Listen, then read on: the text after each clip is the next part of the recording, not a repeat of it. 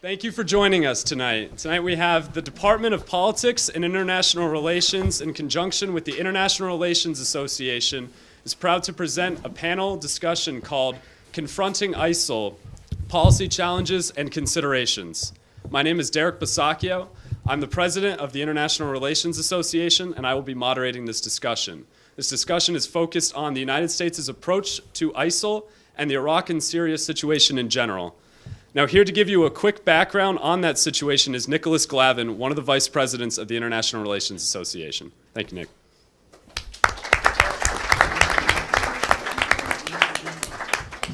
Thank you, Derek. My name is Nicholas Glavin. I am one of two vice presidents of the International Relations Association on campus. An insurgency is sweeping across Iraq and Syria to establish a caliphate. ISIL, the Islamic State of Iraq and the Levant, has committed serious atrocities during the Syrian civil war, creating a transnational conflict in the Levant region of the Middle East.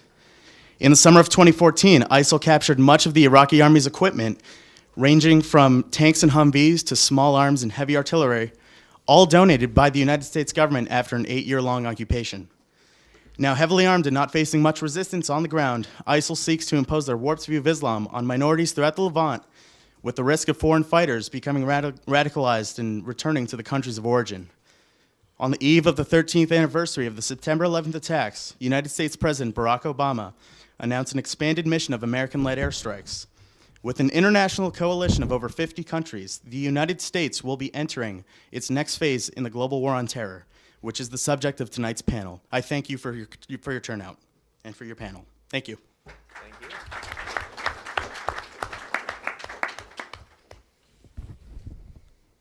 Okay, so our panel tonight consists of 4 Roger Williams professors, and I'd like to take a moment to let them introduce themselves and share a brief word on the situation. Professor Donabed, would you like to begin with?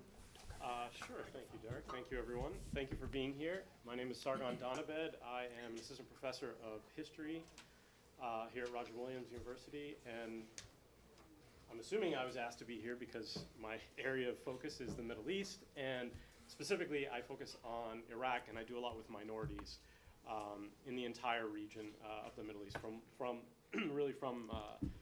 Lebanon all the way to Iran. So that's been my focus. I'm fascinated by the current conditions, obviously, and interested in what is happening to minorities under the Islamic State, and just in general how they've been coping with these issues across the board, and not just foreign policy of the United States and what that has done and how that's affected it, but also the policies of the states themselves in the Middle East. So that's where I maybe touch on a little bit of the political science aspect. But I'm an historian by training.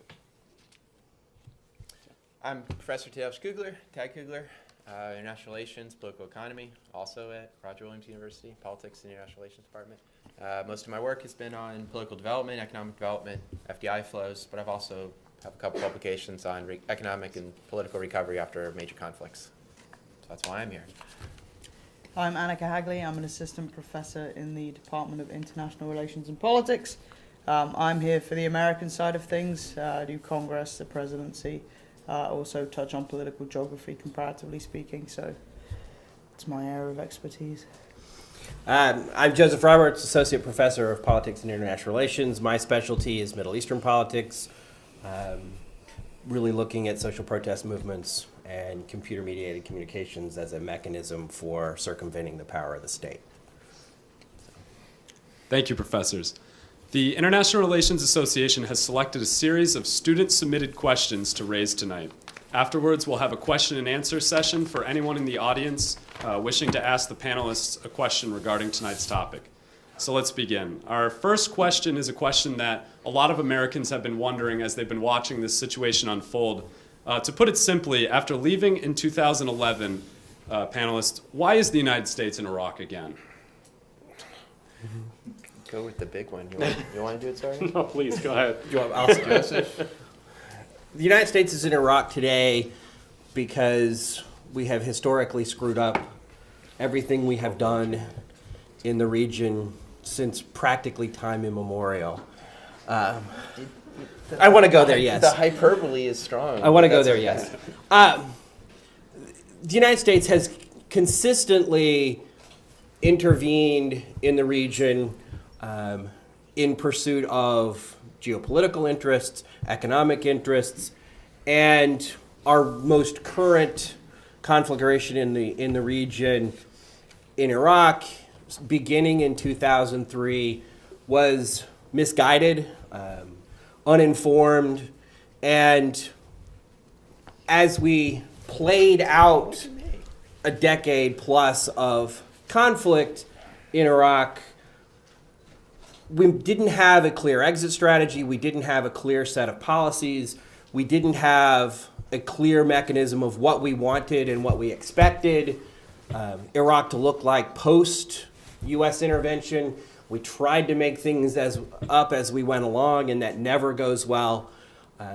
And so when we set an artificial time limit for how long we were going to be there, we hadn't accomplished anything of substance, right? We had toppled Saddam, but that really didn't help us in terms of creating a stable and functioning political system in Iraq. And so when we left, we had a political vacuum to a certain degree. The government that we pushed to be in charge is led by the Shiites from the southern part of Iraq. They have historically been treated miserably by the long-ruling Sunni minority. And when they got into power, they really took it upon themselves to say that turnabout is fair play.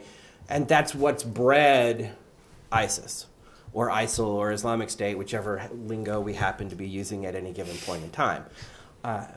And so in this political vacuum of failed leadership on the part of the United States and failed leadership in Iraq, we get the rise of the Islamic State, who's been able to counter a weak Iraqi military and an ineffective Iraqi leadership to capitalize on the things that we have seen over the last year or so in terms of taking territory, taking access to oil fields, et cetera, et cetera. And I think the reason we're there is we're going to try to clean up the mess we started in 2003.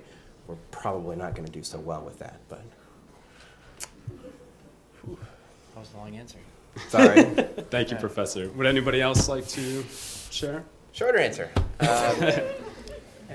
Very simply, whenever a country is rebuilding its political or bureaucratic institutions, there's a period of significant amounts of negotiation and often high levels of inefficiency. So your decision is very simple. You either allow it to collapse, and then you have the possibilities of going cross-border in other regions of which places you don't want to go cross-border, or you go and try and prop up the pre-existing system. So the decision is actually very simple, although, of course, the implications and then the implementation of the actual policy is a little bit more dramatic. But it's a very simple question, right? The level of efficiency from the central government is low, so you have to either ignore it and then hope it doesn't go cross-border, which it will, or you prop up the system. Simple. Thank you. The United States has signaled that this strategy is going to take some time. How long do you expect the air campaign to be, and do you expect any coalition troops to end up on the ground? First point is that there are troops on the ground.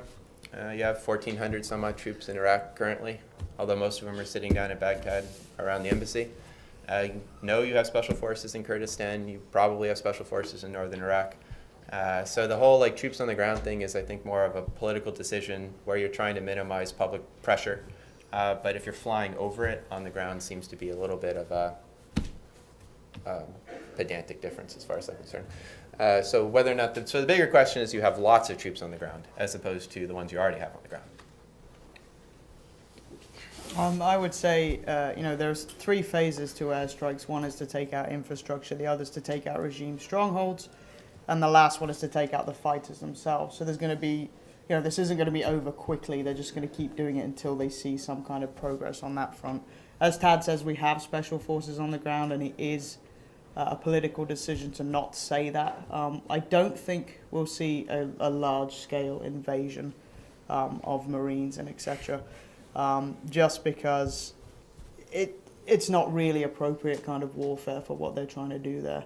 And I think there'll be emphasis on the Iraqi government in the end to once this is stabilized, if we can stabilize it, to come forward and do their jobs and keep this force out. Whether or not they can do that is another question, but I think Obama's been pretty clear lately that he would like the Iraqi forces to, take responsibility for this themselves, and he'd like some help from the rest of the world too. So I don't think this is going to be an American, led boots on the ground, long engagement. I think their focus is on Iraq. As soon as they've repelled ISIS from Iraq, then they'll start thinking about Syria, which is a different story, obviously, because they don't have an existing stable regime. So I don't know what they're going to do with that, but I would imagine more airstrikes and trying to destabilize Assad's regime. No way. I completely disagree with that, but that's okay. It's good okay to have for me. disagreements. Which bit do you disagree with? That we're going to fight the Syrian government, which we're not. We're just going to let them win, I think. On the subject of airstrikes, what does the United States have to gain by conducting strikes against ISIL, and what other options are available for the United States to work on? Sargon, you want to take that? Really? You want me to? Yeah, might. Well, I think there are a variety of options that the U.S. can engage in for this particular issue. The beginning of it was why the airstrikes, right? Why the airstrikes Correct. rather than, I don't think I have to go into that again, but essentially it's a whole different issue than Annika said, the boots on the ground. We don't want to get involved in that, I think, from my understanding. The airstrikes, again, to dislodge them from particular areas, to eliminate their base of operation. I think it's, in that sense, I think it's fairly simple policy. What I have the issue with, or what I begin to question is there a better way? I mean, that to me is more interesting, is this going to work, and is there a better way of doing this? And people have been asking this question, how much should the U.S. be involved? Can other actors in the region be involved? And they've started to become involved. I would say that my biggest concern, not concern, but suggestion would be that if possible, those countries that are stable in the region would have to essentially take matters into their own hands and begin to deal with this threat. I mean, this threat is a regional threat more than it is anything at this exact moment. So what do you do? I mean, imagine if you're in a different part of the world, or even in the United States, would you want a variety of other countries coming in and moving in and trying to take control over that situation? I don't think so. I think you could do it with regional powers. I think there has to be a clear distinction, though, between a regional power that is attempting to stop ISIL, if that's what they're trying to do, versus a regional power that has ties to it. And this has been a big issue, because a lot of the regional powers, on one hand, there's information coming out that they have ties to these groups, and on the other hand, they're supporting U.S. intervention. It's kind of a sticky situation. I don't think we have any black and white yet. I mean, it's a very gray area, and I think that's the biggest problematic issue that we've seen thus far, is there is no, in war, this is a situation. There is no good guy and bad guy in many ways, right? It's perspective. So when you're dealing with something on a world scale like this, it's very, very difficult, in my opinion, to figure out whether or not this particular country is 100% working with you or not. I don't know that the U.S. knows that. I don't know if the U.S. has really attempted to get them on board. So I think that's probably the major issue, I would say, is using regional actors more so. And I think we've used, probably the biggest regional actor that we've used has been the Kurds, the Kurdistan Regional Government. And now the Kurdistan Regional Government has also received weapons and supplies, not just from the United States, but even Britain and France. They're really, really building a military. So I think the Peshmerga have become really that front line of defense. So where it goes from there, I don't know. One of you guys might want to. Maybe that's a question. Next question. Well, and I'll sort of pick up on that a little bit. I think, the boots on the ground question sort of morphs into it a little. For the United States, our attitude is we have fought 2 wars in 2 places for over a decade each, and we're tired. Not that we couldn't do it again, but there's no stomach for it in the American public to send a brigade or battalions or what have you. And so from a U.S. perspective, the only option is airstrikes, right? The only option is to bomb from the sky, whether it's through drones or through an assortment of bombers and fighter bombers and the like. Because at the end of the day, the pilots go home. And they can kiss their kids a good night, and they can do all of those sorts of things. And that's much easier to sell to the American public. And so from our perspective, there's really only one option, right? From a regional perspective, there are multiple options, right? And this is sort of where Sargon is going. We have to get regional actors involved, but given the weakness of the Arab League and infighting between Arab states, particularly Gulf states, which have competing interests in terms of Syria in particular, but also in terms of Islamic entities in the region, whether it's Syrian rebels or the Islamic State, and there's the Muslim Brotherhood in Egypt, all have their supporters throughout the region. And that creates a regional dynamic that is very, very difficult to overcome. And I think that's, from a Middle Eastern perspective, figuring out who's going to do what and where and how is exceptionally difficult. I also think domestically speaking, just to jump on with Joseph's point there, they have to do something. Public opinion is this weird space right now where there is a real fear that if we don't destroy these people here, they'll come and get us there. Sorry, they'll come and get us here. Right? It's vague, it's out there, but the public wants something done. But like Joseph says, they don't want to see coffins of troops coming home again. So we're also in a very weird space politically, domestically, where we're coming up to a midterm election. And you've seen this kind of very odd reverse behavior from members of Congress that you would expect. You'd expect Republican hawkishness, and you're getting it from some of them. Boehner is saying, yes, we're going to have troops on the ground eventually. Tim Kaine is saying, well, he needs to talk to us and we need to authorize this through Congress. So basically the Democrats don't know what to do, and the Republicans don't really want to get involved because the election's coming up and they want to see how this is going to play out. But they can claim to be doing something in all this arguing. Well, we were waiting for Congress to have a debate. We were waiting for the president to lead. So as far as Obama is concerned, I think it's something, it's clinical, it's easier. But domestically, that's the advantage it gives him, is he's not the world's leader doing nothing about this threat. Thank you. Professor Donabed, this next question is more directed towards your area of expertise. You spoke a little bit about the Kurds, and specifically the Kurdistan regional government. But how will this conflict, how will this affect minorities in the Middle East, not just the Kurds, but other minorities as well? I mean, it's already affected them. It's the initial movement of ISIS, or the fighters, has been affecting the majority, the non-Muslim, let's say non-Muslim minorities and Muslim minorities since its incursion into Iraq, but also in Syria as well. I was given an update from some colleagues in Iraq right now, and they mentioned that there are at least 45 to 50, I know specifically Christian religious sites that are either occupied or have been destroyed.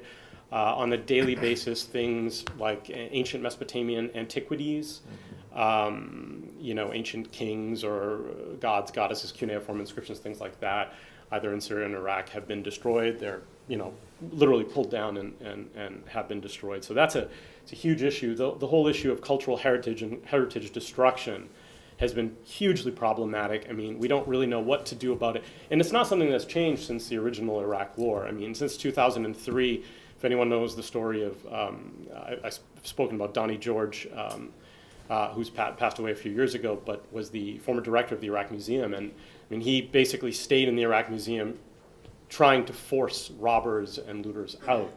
But it was very, very difficult for him to do that. There was some help from American military in certain areas, but it's been a huge problem. Now, part of what this whole thing really comes to, or how it really comes to a head, is that in many ways, some of the minority groups in Iraq and Syria.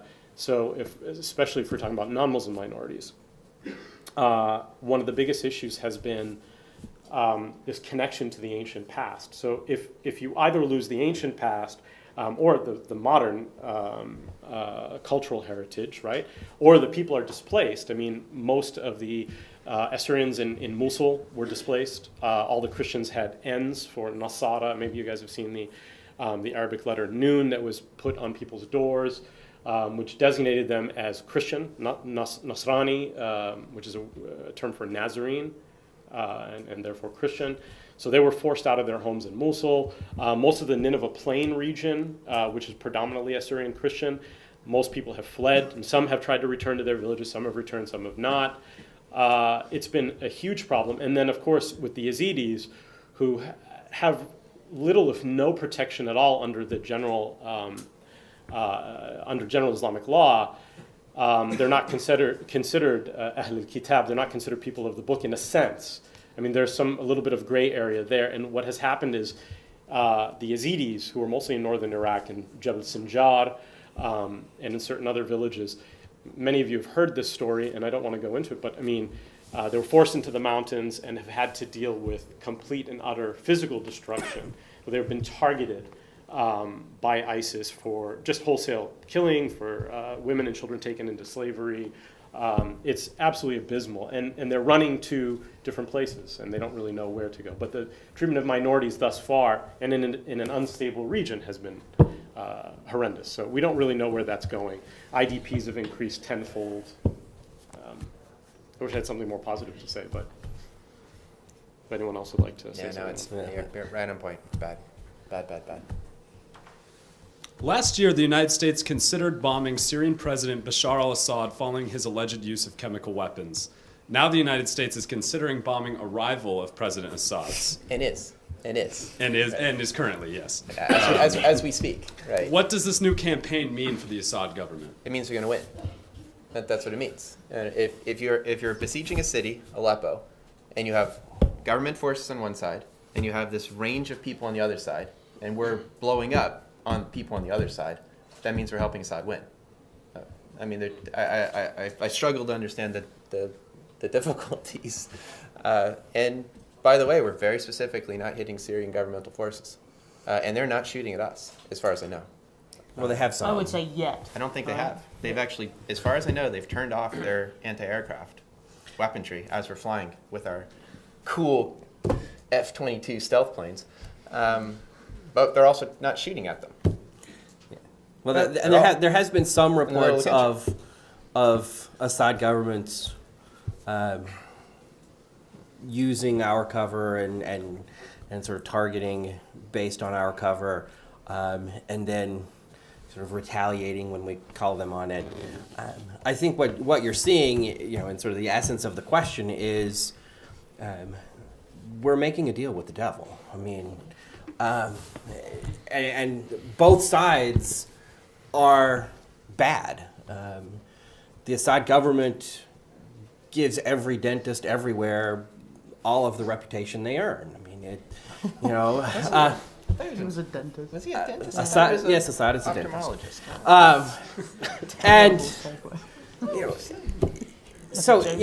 Assad is a terrible human being. He has shown no compunction for caring about his general population, and we had every reason in the world over the last really 2 years to intervene. There are hundreds of thousands of Syrians dead, millions of Syrians displaced by the Assad regime, and I mean, I think Tad's right. Assad's going to win because we have declared that the Islamic State is worse. I'm not sure we can make the claim that the Islamic State is worse than Assad. I think we can easily make that claim. I think they're both equally bad, and I think they're both. We're setting ourselves up to be brutally disappointed. The notion that we've made this strategic choice, and it is a terrible strategic choice. But the notion that then he's going to win, there'll be then what? He'll be invited back to the international community. It's not going to happen. No. Yeah, I think There it is can something happen. coming after You that. There has to negotiate. be. I think you can, because if you negotiate in open relationships with Gaddafi, you can negotiate with Assad. But it took. Gaddafi killed us, for that matter, right? But it So it's took how huge many difference. years before 20. Hafez al-Assad, Bashir's father, to come back into the fold? I mean, it was. I think it took a decade. No, it was much more than that. I mean, he was persona non grata for beginning in the late 1970s. We sort of had a brief spurt where we kind of liked him again because we were, looking at a broader coalition against Iraq for invading Kuwait. But for the most part, Which he was on our side. he was. But, and that sort of got him back into the fold a little, but he was never really, in the fold. And the hope was that, Bashar is Western educated, he's young, he's charismatic, he's got a European wife, he's... Charismatic. Well, he was at the time. I think now he just, I think he's grown horns. But On the flip side, Joseph, the interesting, at least from a minority perspective, under Assad, the minorities, up until the disaster that has occurred since then, not to say that they were accepted as if they were they had rights equivalent to everybody in Syria or with the majority population, but the reality is that the minorities, and most likely because of the Alawite minority connection, whether that be Muslim, in that case, it's of course a Muslim minority, but because he has that Alawite stronghold. And he's been able to win out, but he's still a minority.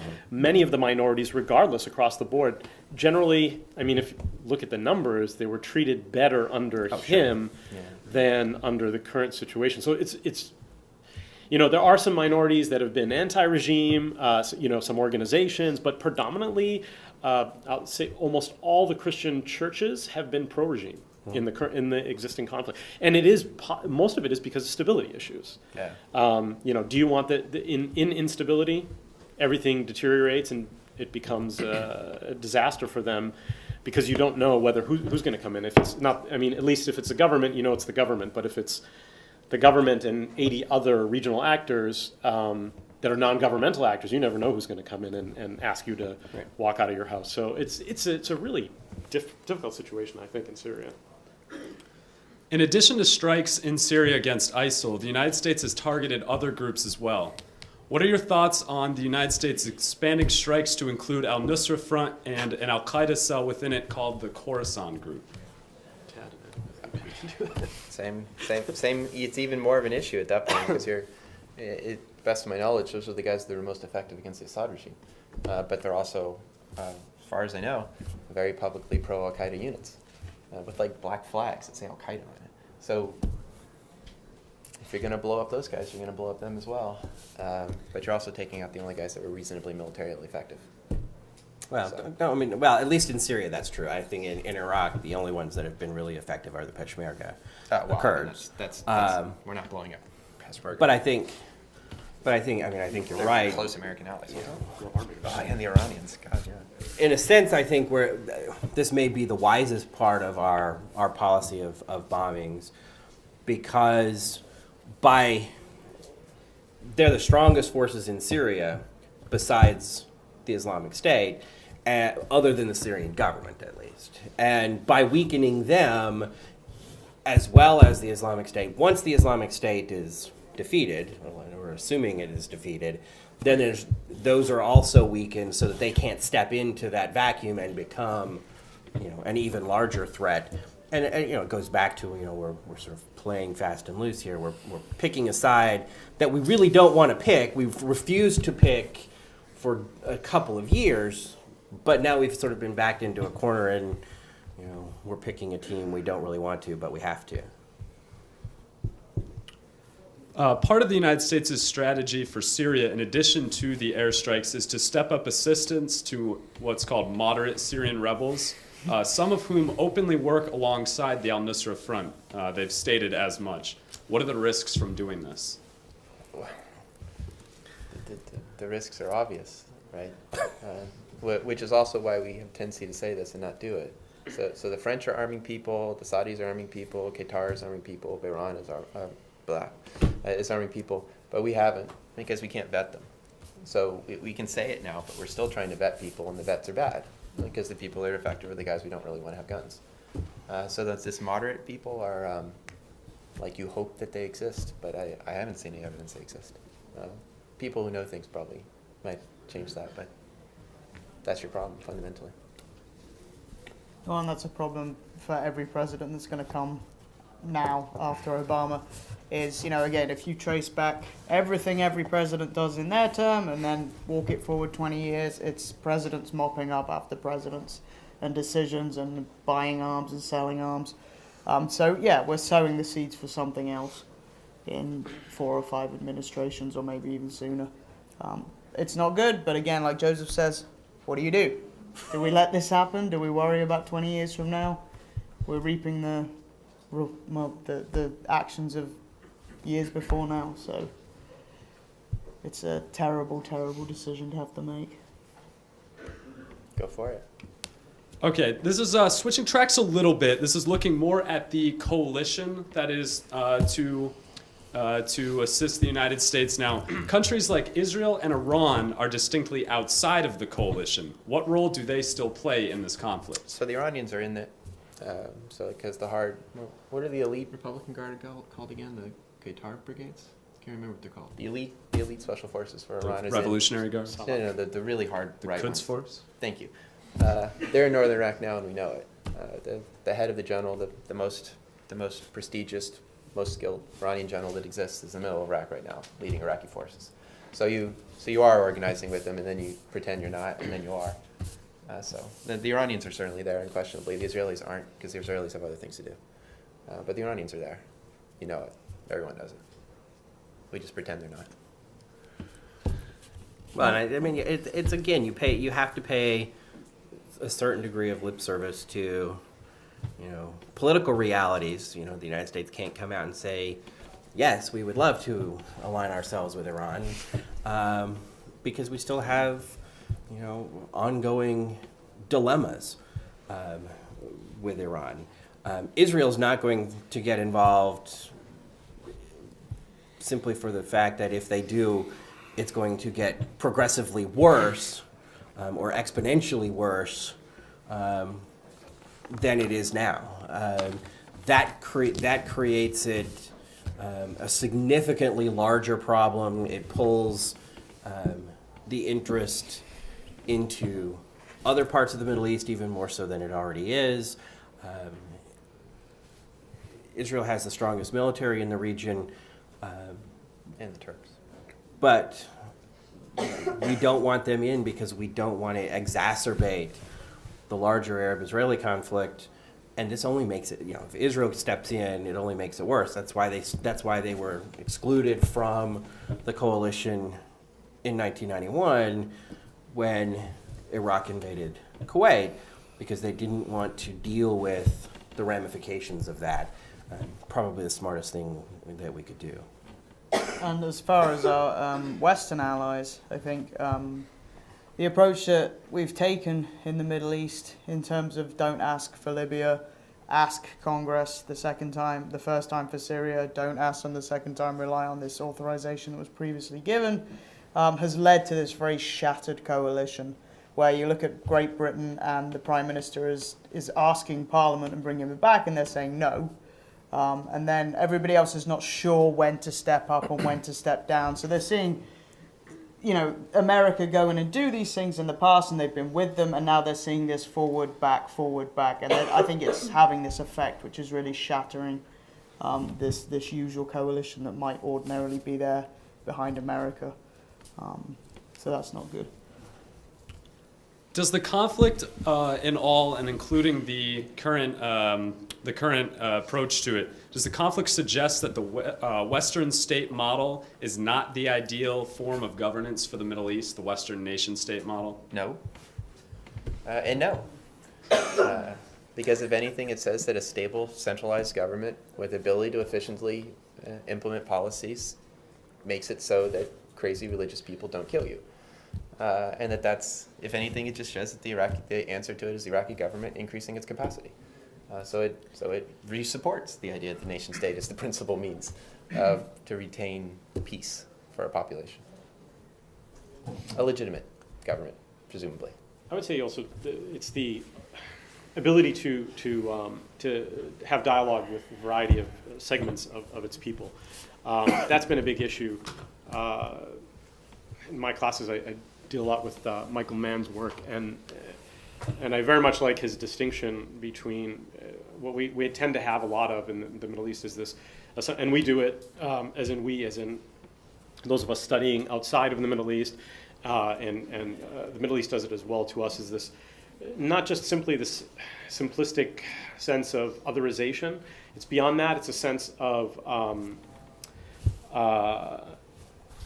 we tend to confuse the ethnos for the demos and the demos for the ethnos. In other words, we tend to assume one ethnic group or ethno-religious group in a lot of these places is what everybody is in these countries.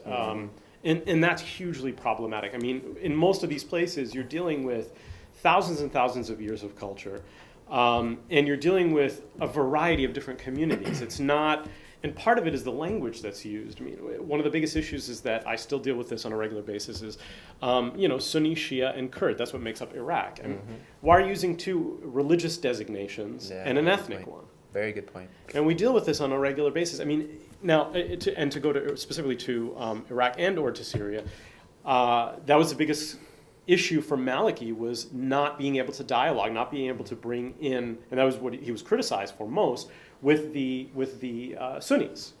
So, whether or not that was the only reason, I mean, I think there were a variety of reasons for why the state did not work under Maliki as well as it could have.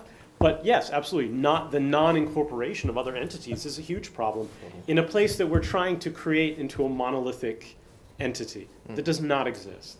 This sense of monolithic nations or nation states, especially in the Middle East, at least from historically speaking, I find to be very simplistic and problematic. And I think we're constantly we're reaping our rewards, and I say we as in anyone who studies the region, for engaging in it in the way we have. And I think it's problematic, and I think scholarship, especially scholarship, needs to take a step back and say, okay, we need to reinterpret how we view these terms and these definitions and what we use.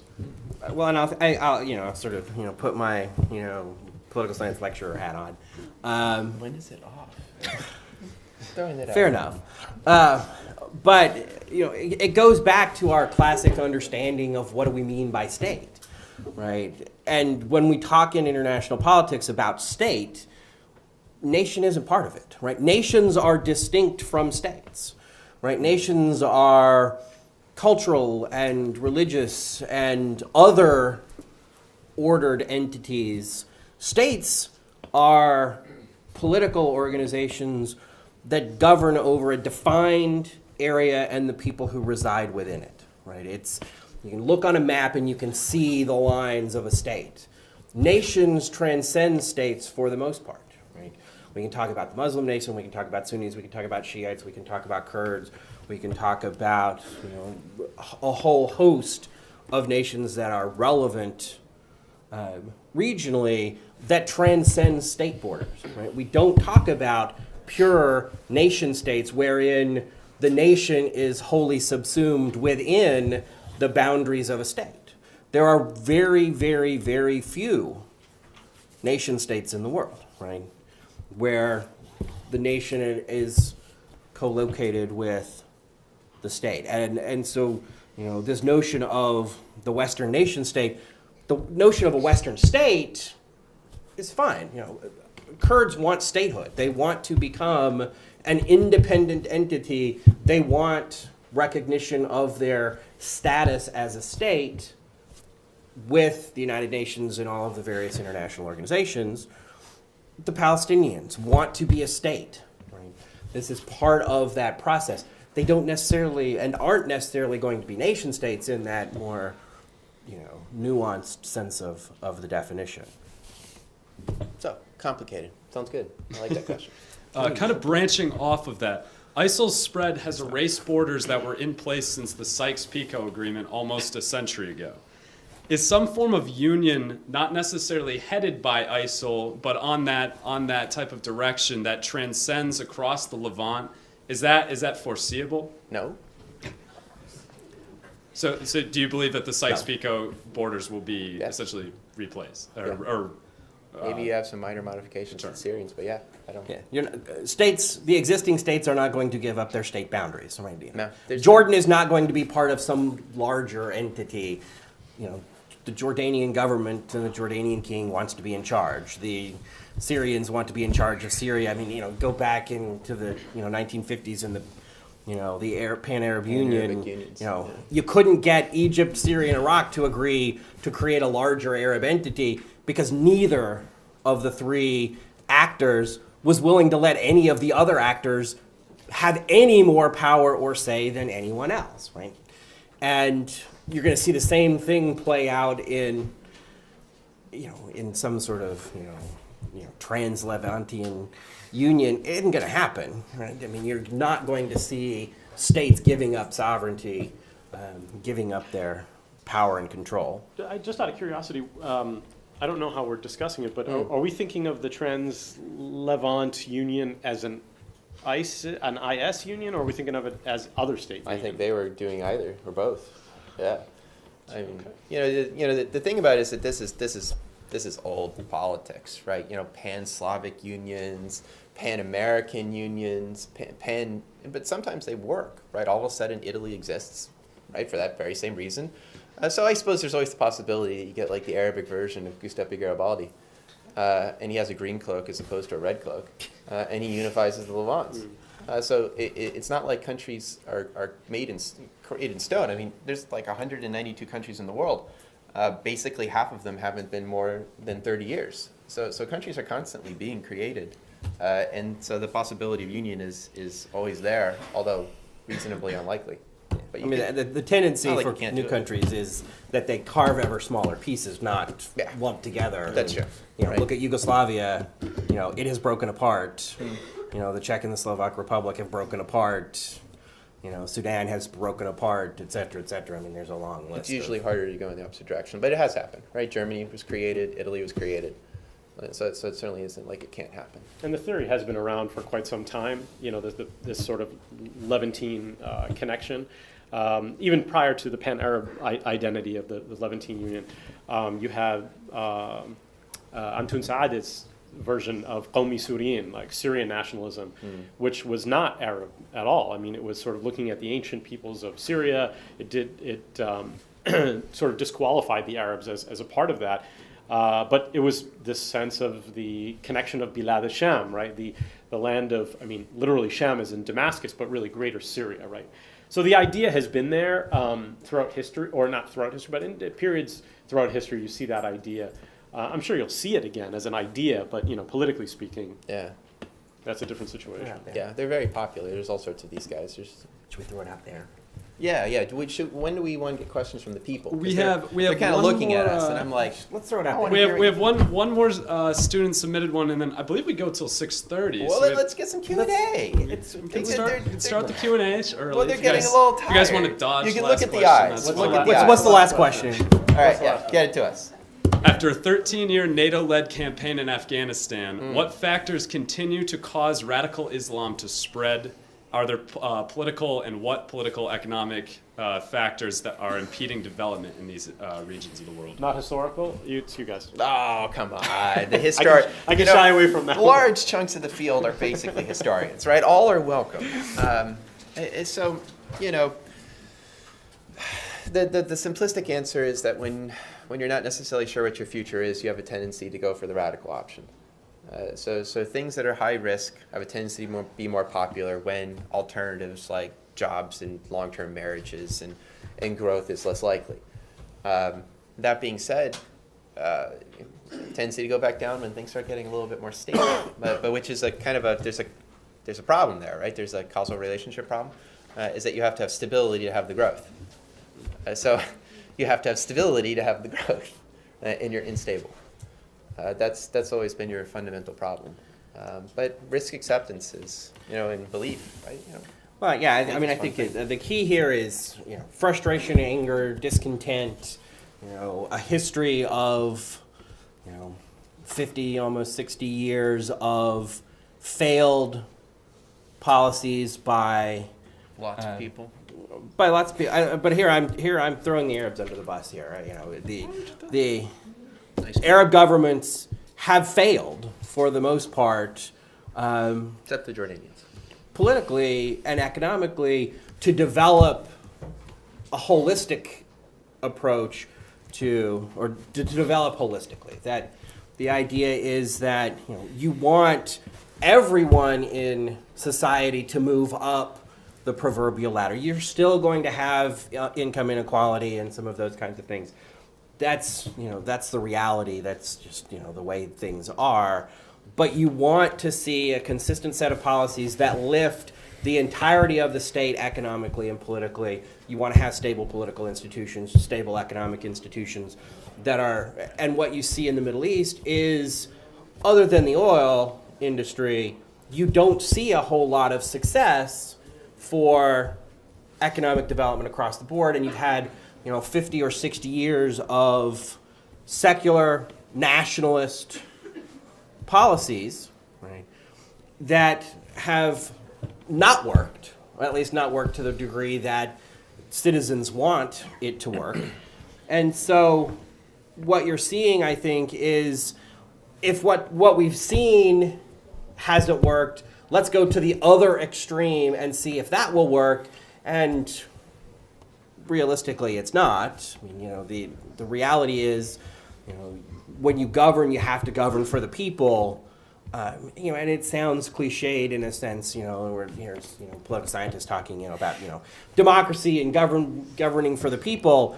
But if the people are happy, right, and content with their status, then you don't have these kinds of problems, right? You're still going to have disagreements and arguments and those kinds of things, but you're not going to have this wholesale disruption politically and economically.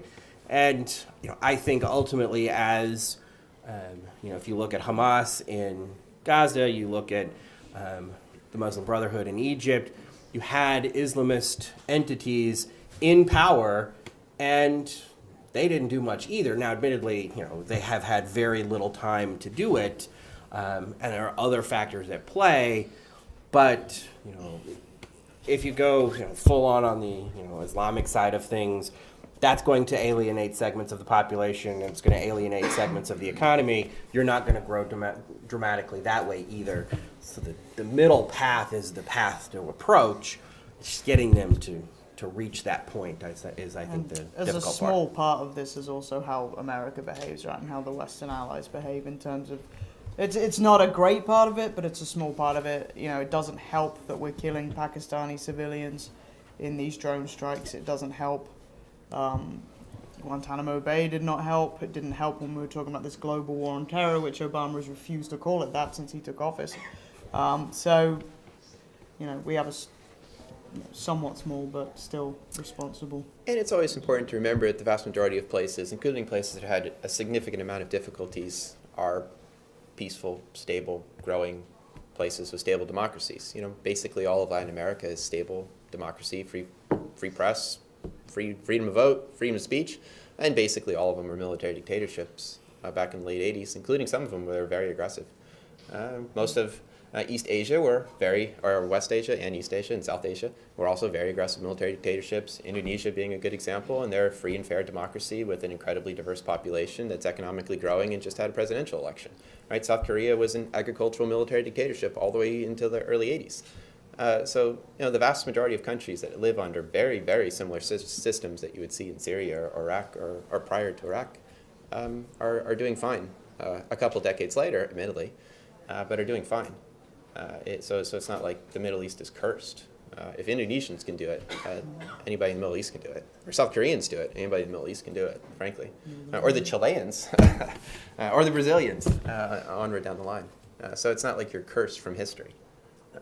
And all of Europe, for that matter, because I would like to point out, Europe had a reasonably, unbelievably bloody history, the bloodiest history essentially in the world. And as far as I can tell, they seem to be getting along. So the world can be peaceful. Thank you. All right, now we have a lot of time for a question and answer, and we have a microphone that will be Any questions you ever wanted to ask but were afraid to? most of them can be answered. Yeah, so Many of them. Many of them can be answered. microphone is at your convenience if you wish to. By the way, the Okay. Turks are a free and fair democracy, although the current president has issues with that. But he's perfectly democratically elected. All right. So even if the Assad regime were to fall, isn't there a possibility the same type of environment that produced radical groups such as ISIS will occur again, given a possible power vacuum? And also, while I'm not saying Assad hasn't committed crimes against humanity, are there legitimate alternatives to the Assad regime that could stabilize the country? Not currently, as far as I know. But he, you know, it's not like it's set in stone. You can have a free and fair election after you win a civil war, but not currently. I can't think of who's your alternative power source. But maybe someone else knows. You know anybody? Yeah, knows? I mean, you know, there isn't a true viable alternative to Assad. I mean, I think the fanciful thinking 2 years ago was, oh, well, there's these moderate Syrians, and they're going to, you know, have a nice Syrian spring, and we're going to have, you know, change in Syria, and you know, the Tunisians went one route. The Egyptians went one route. The Libyans sort of veered a little bit, and you have, you know, a degree of conflict. And Assad went all in. He was going to stay in power no matter what. And you know, so once he made that decision, and we didn't go all in to, you know, look at bolstering the moderate forces that were at play, he has essentially, you know, wiped them out, you know, as much as he can. And so what we're seeing is, you know, a case where it's Assad or nothing. And you know, if Assad goes and we, you know, destroy, you know, the Islamic State, we're going to create a power vacuum, and who knows what we're going to get in place there. You know, I mean, I suppose we could make it a 51st state, but I don't think anybody's going that direction. But and it doesn't have oil, so you know, why would you want it? So that was a joke, you know. You're supposed to laugh. Thank you. Tony? Yes, Sense humor. we have discussed we've discussed like the meaning of a nation state, the benefits of the Western model of governance, but when it comes down to it, what level of organization, what level of funding, how is this what we've been calling ISIS or ISIL, what threat do they actually pose to the region? How can they really be any sort of threat on the international level besides the vague idea of terrorism? So I'll be honest with you, right? If you told me that like 13,000 people with light arms could conquer a third of a country with tanks and a military, I would just have laughed. And I think it doesn't go to the point that, you know, resources are not the problem. Efficiency of political organization and command and control is the problem, right? And if you read some of these poor Iraqi military guys, you know, they don't have ammunition and water 30 miles outside of Baghdad. And they're calling people, it was in the New York Times, front page, like yesterday. They're calling their parliamentary members, asking for water. So you look at this and you go, okay, wait a second here. Billions of dollars go into organizing these people, training these people, equipping these people, and they can't get water 30 miles outside of Baghdad. But that's something you should be able to do with a little bit of increased efficiency. So like basically small increases in command and control and efficiency of decision making would erase these people like it was nothing. But this is very common. You know, very small forces that are very efficient can do a lot of damage to people that are very large and very well equipped and very disorganized. Well, I think the other part of it is the Islamic State. At this point, its biggest threat is its access and control of oil supplies. Right? I mean, you know, we talk about, you know, the boogeyman that is Al Qaeda. Relatively small number of people, and you know, somewhere in the neighborhood of $500 million of assets, right? The Islamic State controls $2 billion worth of assets in oil supply regions, right? Has 10 times as many forces. You know, by one estimate, they were going to be able to double their fighting force in a month. You know, now, admittedly, we're talking going from 26 to 50,000, right? So, in the grand scheme of the universe, that's not as big a number. But anything that you can double is huge. And the other part, I think, of them, the Islamic State is willing to go to any and all extremes to win. And the Iraqi government forces so far have proven reluctant to do that. I think the one force that has been all in to fight and counter is the Peshmerga. They are an unbelievably organized, disciplined fighting force. They are what you want military to be, and they're doing it on a shoestring budget. I read in the other day, they're manufacturing their own hand-built armor vehicles, right? So they've got this, pictures of dozens of individual designs of armor-plated vehicles that they're rolling around in, and they they look like you cobbled it together for a parade here in town. They're painted in garish colors. They're, one had a giant shark's tooth on the front, and they just went in and found somebody who could weld big pieces of steel, and that's the kind of thing that the Peshmerga are doing, because they don't have a whole lot of resources to get fully built tanks from the United States or Europe or wherever. And we don't sell them to them. Right. And so they're building them themselves as much as they can and cobbling it together. That's what you're seeing. And I think, so on the Peshmerga side, you're going to start to see more of the push. And I think, that's one of the reasons why we're sort of, trying to, do more with the Peshmerga. Both the United States and European allies are pushing. And notice that that's actually a really significant decision. So as many of you probably know, the Kurds are, to a large extent, American allies for 20 years, going all the way to the no-fly zone back in the early 90s. So the Kurds are, to a large extent, the people that actually like you in the country. The problem is that they're unified, although they're actually split between these two political groups that don't like each other. But they're semi-unified. But what that means is that we haven't equipped them militarily for decades, because the first thing they're going to do is win the war if they fight the Iraqis. And you don't want the Iraqis to go into a civil war so you arm the Kurds. So you're allies, and you like them, and you diplomatically help them, and you do all this stuff, but you haven't armed them. So you're kind of in this catch-22. It's not what you do to beat ISIS, it's what you do afterwards. Like, if you're efficient and organized and heavily armed, you can go beat the Iraqi army if like 13,000 guys in a Toyota can do it. By the way, Toyota, like the fundamental basis of all military technology in the world. The Hilux. I think funding also plays a big, and we have been funding, in a sense, take a step back.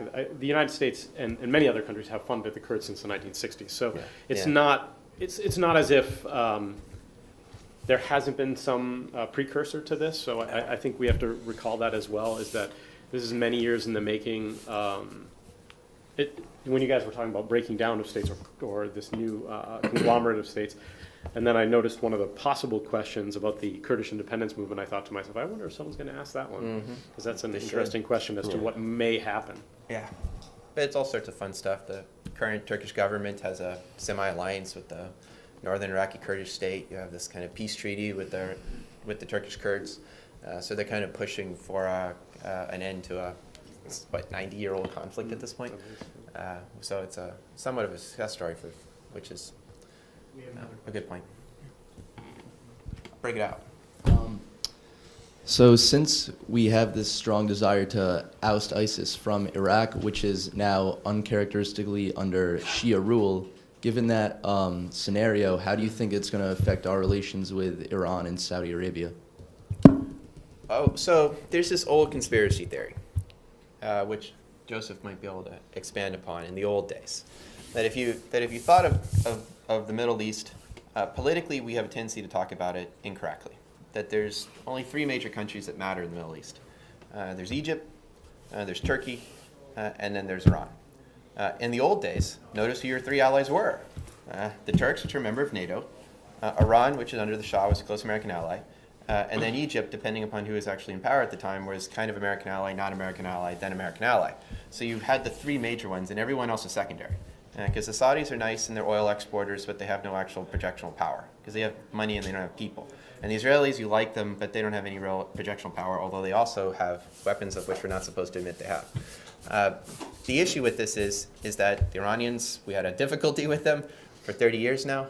But in the long run, if you're a minor Arabic state, you know that the person you'd actually want to be allied with is the country with 90 million people in major urban environments, and not with the UAE or something, or the Saudis. So there's this kind of Arabic terror that will eventually just go to the Kurds, go to the Turks, the Iranians, and the Egyptians, like we used to be, and like we would want to be, and that's been this paranoia. So, in the long run, if we can get a negotiated settlement over the nukes with the Iranians, I don't see any reason why we shouldn't be allied with a somewhat reliable democratic state. Nothing wrong with a religiously controlled democratic state. It is still a democracy. I believe we have another question. Where's the microphone? Jeremy has it. Jeremy, what's your question? Hi, Derek. You very briefly covered this, but there's been some talk of, splitting Iraq into 3 states, Shia, Sunni, Kurds. Is that type of redrawing borders, we've kind of briefly talked about this, an actual viable option for peace and stability? Is it even feasible? So they're so intermingled in the major cities. What do you think? Well, I mean, no. Except for the Kurds. I think it's a good solution and it's a viable solution. I don't think it'll be necessarily easy because there is intermingling in the bigger cities, but in my opinion, one of our mistakes in the early phases of the Iraq War is we said we're going to topple Saddam and then we are going to leave Iraq intact. It is going to be Iraq and its pre-existing borders, and that sounds good on the surface, but you have 3 distinct groups of people who don't necessarily see politics and economics and the relations between one another in the same way. And so for me, I think splitting it into thirds, more or less, and not really doing that, but splitting it into 3 distinct states, a Sunni majority state, a Shia majority state in the south, and a Kurdish majority state in the north, makes the most sense for long-term stability, because you wouldn't see what happened in the aftermath with the Kurds significantly more powerful because of a long-standing track record of support by the West. The Sunnis in the center who had been governing and hadn't been particularly benevolent as the governing structure, and then the overwhelming majority of the Iraqi population being Shia, and had been just abused by the Sunni majority over time, extracting revenge in a certain sense. That when the Shiites came into power after we toppled Saddam, they went in a way that one can expect. If you're bullied and bullied and bullied and bullied, and you finally get a big enough stick to hit back with, what do? You hit back. But that just begets more of the same problems, right? It puts the onus in the other direction. And had we been more open to splitting it into 3 countries initially, I can't say for certainty that we wouldn't have the Islamic State, but I think it's less likely we would have the Islamic State. I think we would have a strong Kurdish state. I think we would have a strong Shia state in the south, probably aligned very closely with Iran, and then we would have central Iraq with a Sunni majority. You'd still have minorities in every place, but I think that's my take, that's my opinion. I think there are lots of other people who would disagree with that argument. It's a perfectly viable policy option. Notice you've gone with democracy, and to a large extent the point of democracy is to have representations of your political groups negotiating over budget and policy, and hopefully not, being aggressive with each other. So Maliki was a little bit more aggressive, and the current prime minister is claiming not to be. So you can negotiate with groups within a democratic institution. It's not like you don't have this, right? But it's awfully hard for, democracy, the majority wins, that's sort of the essence. And when the majority is Shia and they dominate the political landscape and the economic landscape because they are in the dominant positions, it creates a power imbalance that creates problems, and that's, I think, what has given rise to the Islamic State in Iraq, is that it's seen as all Shia all the time, and that's not accurate necessarily, but that's a perception that plays out, and I think that's what's causing some of this angst. I was definitely on Maliki. Other questions? Thank you. Yeah, I believe there's another question. Break it out. One of the policies that gets overlooked in situations like this is what to do after with the people and the reconstruction of the region. How do you project the millions of refugees and IDPs within these countries and the infrastructure? How is that policy going to be rebuilt aftermath of all this conflict? I've written a little bit on war reconstruction, and the answer, honestly, is once again going to be super simplistic, which is stability. And you think that that's like a strange, easy answer. It's a remarkably difficult answer. That at the end of war is you have to allow your refugees to return, institutionally and organizationally. So what the first thing you have to do is you have to allow them to return to their land without appropriation, without squatting issues, without overly done theft. And then you probably have to have outside organizations, principally probably the UN refugee efforts, to help finance reconstruction. And it's going to be real money, but you can do all sorts of local level reconstruction as opposed to through central government reconstruction, which would probably be the better way of doing it, microloans along those lines. But you actually have you have to have the legal basis to re-enter the country. And frankly, the Iraqis would probably be easier than the Syrians, depending on who wins that war. Right. I think sort of an equally short answer is it's going to be ridiculously slow and unbelievably expensive. And the first step is that you have to let them back in, right? And there's a reluctance to reopen borders, and but I think from from the places where they want them to leave. Jordan does not want more refugees. Jordan has a long-standing historical refugee crisis. They don't need to add to that a 1.5 million or so Syrian refugees. Jordan's not that big. Jordan is not that big. And so Jordan is going to push for them to go, and there's going to be some reluctance on the Syrian part because, what are we going to do with this, 1 million plus people that are suddenly flooding back in? How do we deal with all of that? And that's, I think, the coordination efforts, and that's enormously difficult and enormously expensive. Here's a wrench too. What do you do when people are coming back in? And now, in the case of what some of the stuff that has occurred with ISIL moving into Iraq and Syria is when they kicked, I'll just go with the minorities out. They confiscated all their identification cards. Yeah. So how do you then come back in if there is no identification card? How do you prove that you own a house or you own this land if the Tapu, which is a land deed, when the Tapu office has either been destroyed or all the land deeds have been stolen or whatever has happened? How do you prove that you are from that area? Yeah. I think it's going to be not only problematic. I think it's going to be, 9-year. I won't say impossible, but 9-year impossible to do that.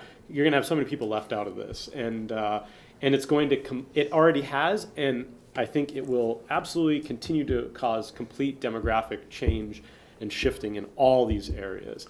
And you will see, in my opinion, which is what I study, an almost complete elimination and really sort of this complete ethnic demographic shift of minorities, and part of the reason they went to the cities was not just because of opportunity, was because also of persecution in areas. But you will see that almost the complete elimination of minorities in a lot of these places. They are not going to stay around when they can't even prove who they are. I mean, how are you going to stay around? I think that's a huge problem. It is, and I think you're absolutely right. Minorities are going to be the worst hit. And there are minority groups that we may never see again in the region. Yeah, communities, and including, I mean, even when we say minorities, I'm also including, I mean, I'm talking about specific ethno-religious communities, but also, I mean, even women as a focus for a lot of the violence. I mean, that's hugely problematic. But specifically the minority communities, most of the Mandeans are gone from Iraq. Most of the Yazidis are gone. Yeah. Most of the Christians are gone. The last bastion of anything Assyrian is gone. The Armenians have mostly disappeared. So, I mean... those are old groups. Yeah, and old groups. They have that connection with the ancient world. So what I don't know. And if you don't have your identification card, what do you do? Yeah, and there's how do you prove who you are?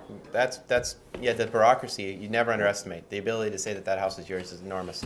And other examples of this, after the Cambodian genocide and the Rwandan genocide, both countries, although the Cambodians were lagged because they were very complicated, kind of worked to get people back in. The Rwandans were much more aggressive about this. So you had these huge, massive outflows of refugee efforts and massive inflows within 5 years after the end of the conflict. And in both societies, they recovered after 20 years. But in other places like Bosnia-Herzegovina, after the genocides, they actually never recovered because the refugees left and they never came back heavily because there wasn't necessarily an actual bureaucratic institutional structure to once again regain populations, and they didn't think they were safe. And they never left. And that country demographically never recovered. And economically, you lose a large chunk of that labor force, human capital disappears, all sorts of stuff happens afterwards. So, intellectual capital. Oh, enormous, right? Enormous. Essentially, it's an existential threat, right, to a lot of these, to many of these groups. So absolutely, you have to figure out a framework to bring back those refugees. Like Lebanon after the Civil War, the first Civil War back in the 80s, they did actually do that. So huge amounts of Lebanese populations flowed out and then flowed back in after the Lebanese Civil War. Thank you. Who else is looking to ask a question? June, way in the We have back. time for a few more. You just want to raise your hands for me, or we'll take one. Break it out. June, two, Chair of the Department of Politics and International I'll Relations. walk around. All right, Forrest, if you'd like to The start. boss. Me? I'm going now? Yes. Go ahead. Speaking of women, I have a question for Dr. Hagley. Given that this is about the American response. So, do you think that the response would have been different if we had a different president, say Mitt Romney or Hillary Clinton, or is the president bounded by the circumstances that he faces? Big question. I know my answer to that question. Let's hear what your answer to that question is. No. Yes, ma'am. Yes, ma'am. I think, as I keep pointing out to every class I ever teach, is that presidents are not that different when they get in office, especially when they're confronted with foreign policy issues. They maneuver between middle, slightly right, slightly left. They really don't go much further than that, with the odd exception in the last few years. So I don't think so. I think Romney's response to this might have been slightly more hawkish and maybe at least rhetorically more hawkish, but I don't think he would do any more than airstrikes. I'm not sure about Hillary, because I think if she wins, she's going to inherit this. But I wouldn't have thought being a Democrat and being pretty close to Obama. I mean, not as far as a Republican away. It wouldn't have been that different either. But again, the thing to remember about any president is they're operating within the constraints that they've inherited, within the ideological bounds of American foreign policy, and then within the bounds of Congress. So their response is pretty stable over time in foreign policy, and we have this great bureaucracy behind them, the Joint Chiefs, FBI, CIA, that make this stable, right? We don't tend to go up and down in terms of presidents and foreign policy because we have this huge bureaucracy of people that have inherited positions from deputies or people ahead of them. So, of course, it would be different on a human level. They're different people, but in terms of what it looks like grand scale, I don't think it would be that much different. Thank you. Next question. I believe we're going to go right here, and then we'll come up to the front row.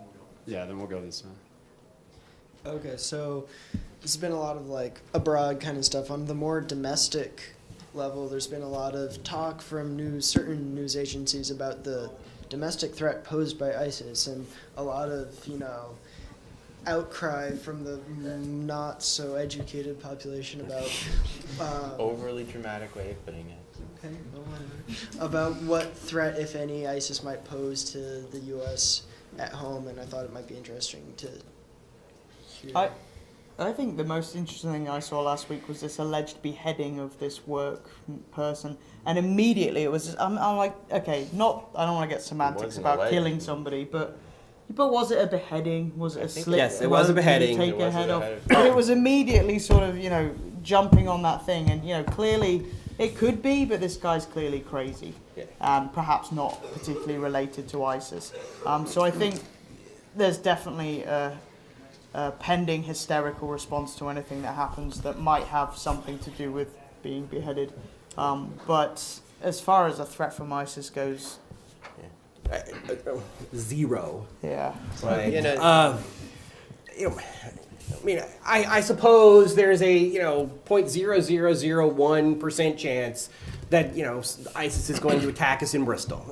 I wouldn't lose sleep over it. I would still go to Dunkin' Donuts. I mean, if that's where you want to get your coffee from, go for it. I choose other places. Gotta throw that in there. Would you said that about Al Qaeda before 9/11? Yes, you would, and that's the fun point about that. But if you recall, 10 days or so ago, 3 Afghani soldiers left their base for training at Cape Cod or on Cape Cod. They were trying to escape, though. They weren't trying to commit. But if you read a certain segment of the population actually believed that these 3, 2 were captains, 1 was a major, that these were ISIS figures. They had escaped from Cape Cod to wreak havoc on Americans. Soldiers kill American soldiers in bases in. It's not outside the realm. It's not outside there. So the but they're not going to be brought to the U.S. for training, and you saw some of that, and at a certain level, there's a teeny tiny chance. I would say it's 0. It's true. You're far more likely to get hit by a car. That's not the question. That's not the question. Sorry, on campus. The question. That's Sorry. not the question. There is a lot of hyperbole, and so here's the problem with terrorism, right? Terrorism doesn't matter until it happens, right? And the amount of ability to protect against it is limited, very limited. And all it takes is one person who says whoever he is. You don't have to have any bureaucratic organization to do it. You just need to have one guy with a slight, tiny shred of training, and you can kill a lot of people if you really wanted to. And then all of a sudden, it's a big issue. It's a big deal, right?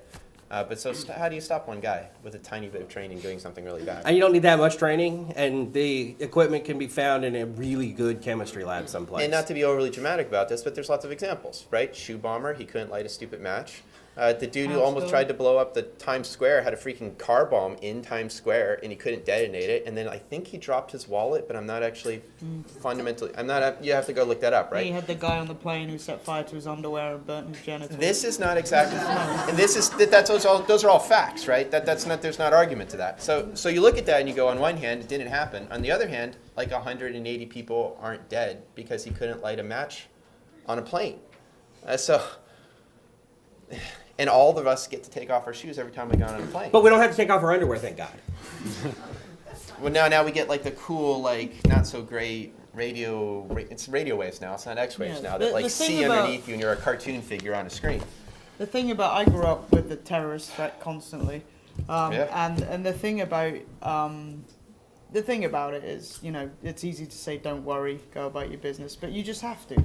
And even when it's very present, and it's not very present in this country, and if these incidents do happen, it's going to be that one crazy person. It's not necessarily going to be a cell of people who've infiltrated via the Cape Cod National Guard. Which is why the single worst job in the world is to be the Secretary of Homeland Security. The single worst job in the world. Because if everything's good, no one thinks you've done anything. If something happens, you don't get to do anything. Right? You're obviously incompetent. Worst job in the world. Worst job in the world. All right, moving on. I believe we have another question up here. So given what we've said about the difficulties of reconstructing the Middle East after all this is over, and also given what we've said about Latin America and Europe's ability to rebuild after their military dictatorships, what role do you think religion and religious minorities will play in this reconstruction? Because you didn't really have that kind of a parallel situation in either of those cases. Well, in Europe you did.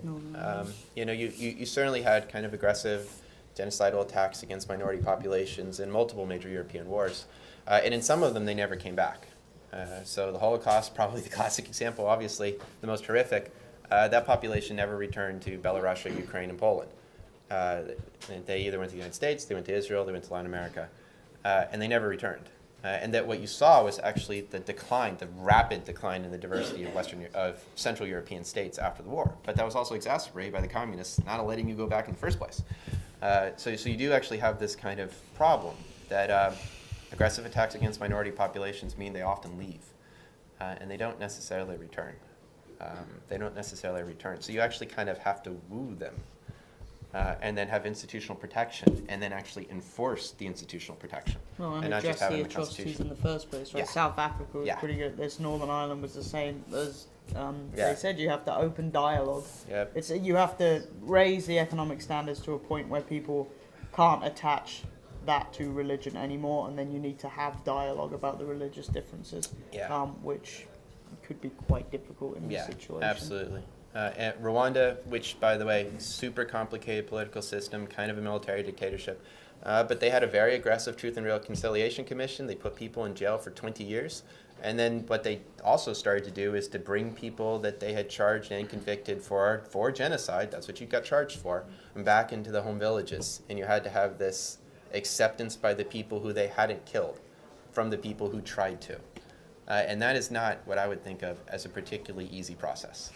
But the Rwandans are actually currently doing this as state domestic politics, that we have these people in jail for 20 years. We've convicted them of mass murder, but we kind of want them to go home.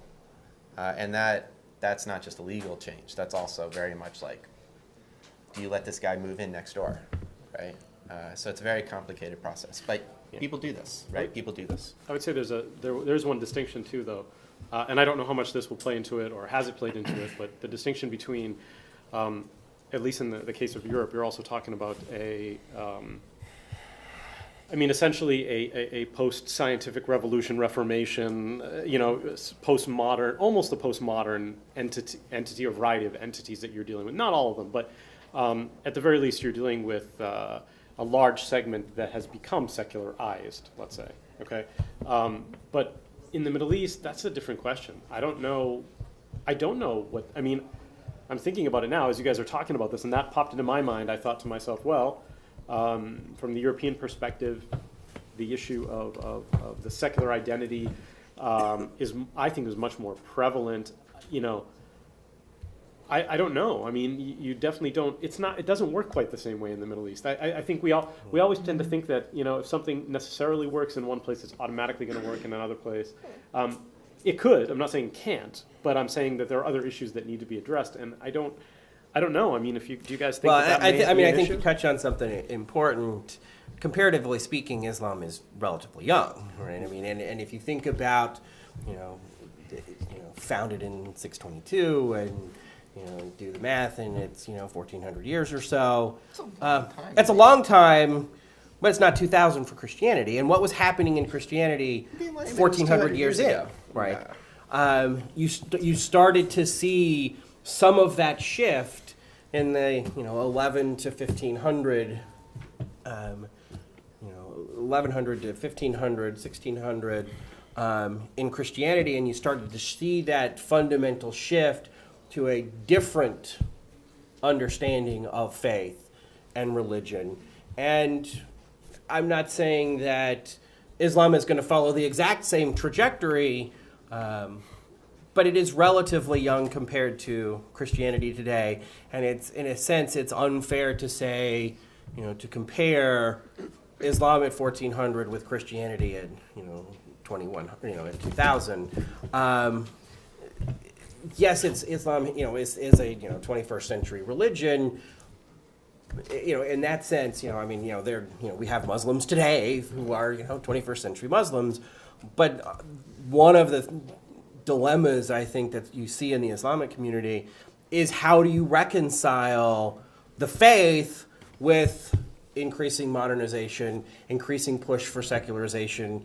How do you, reconcile, buying homes when, Islam technically, prohibits usury and things of that nature?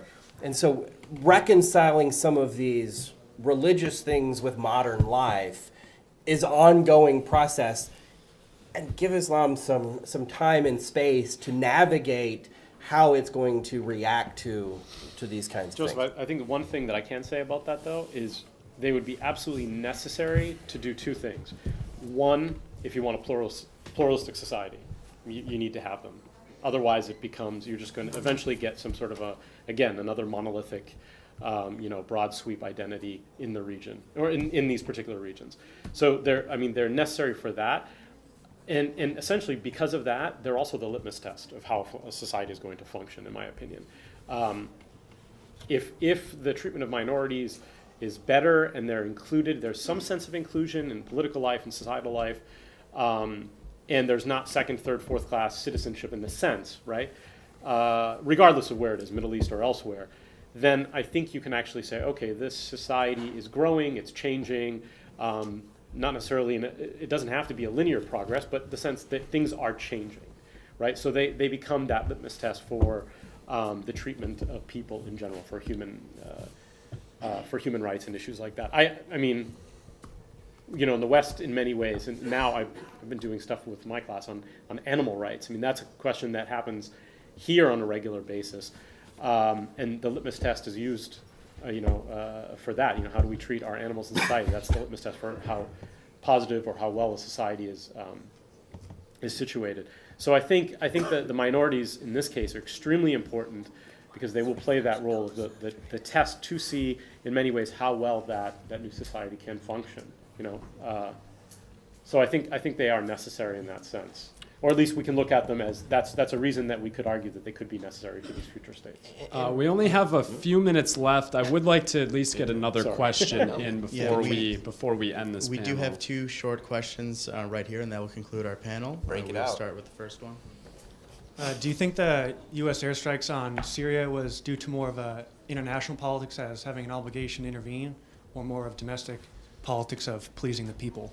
International at this point. I think that if I was the President of the United States, this is just nothing but a giant negative on your approval ratings. So if you're already going to go negative, you might as well try and fix the situation. I think it's been compelled domestically as well by these beheading videos. I mean, there wasn't a public outcry before that, and that's one thing. For some reason, everybody, as soon as that thing starts to happen, how different is that from killing someone with a gun? I mean, it's the same outcome, but for some reason they have this visceral reaction to this brutality that really inspires public opinion to shift. And I think that Congress felt it, the president felt it. They're not quite sure what to do with it, but they've definitely received a message from the American people that they want something done. Well, and I think that's an interesting point. I think it's, the beheading videos, are certainly, sort of an impetus.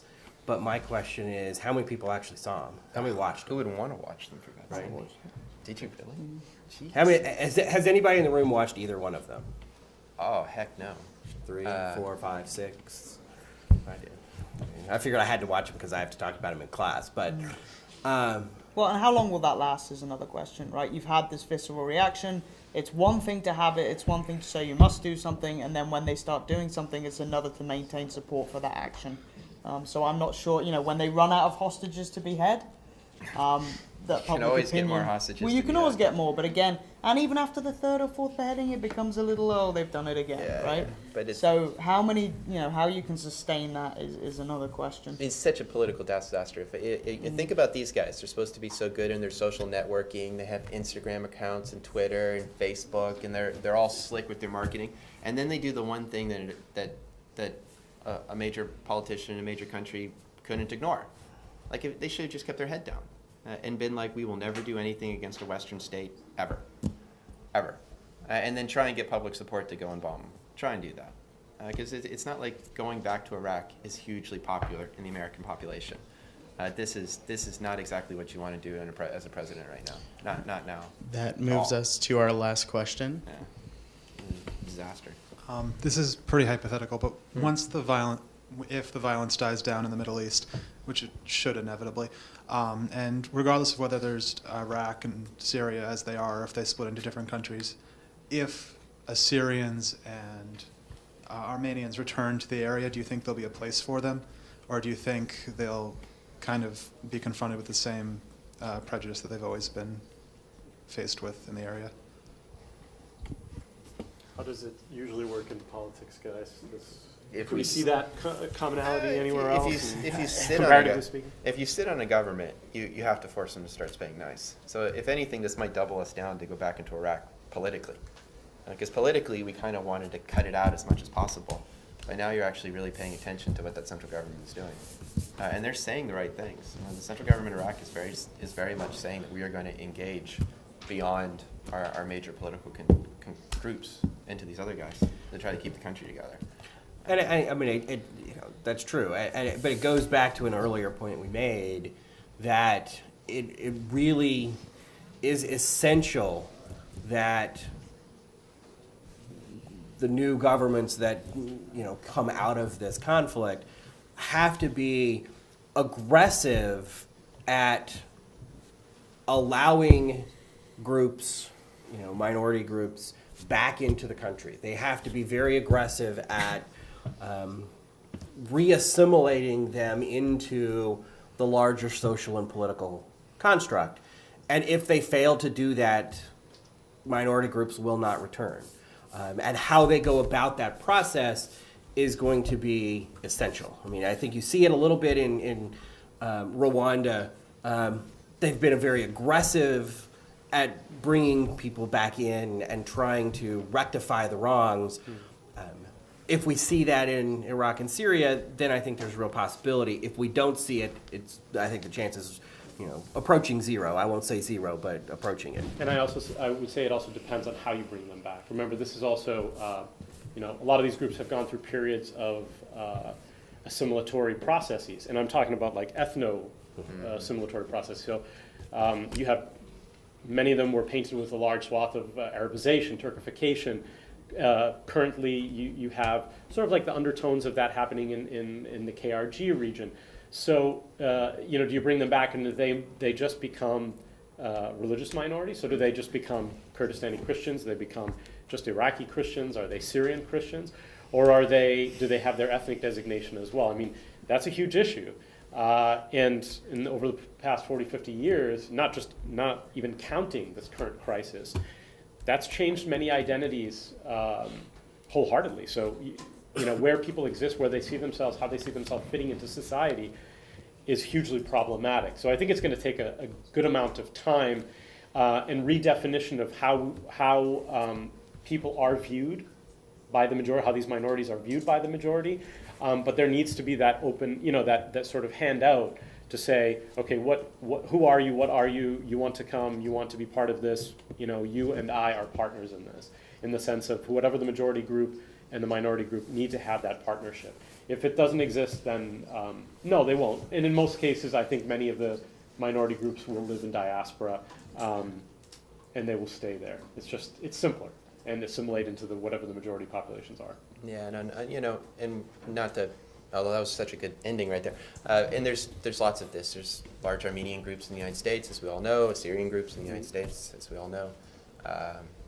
And a lot of them are from places that used to be the homeland that there are zero left in the homeland. And that's beats and Saracens, all sorts of things. So it's I think that about brings us to the end of the panel. We'd like to thank everybody for coming and thank the panelists especially for being part of this.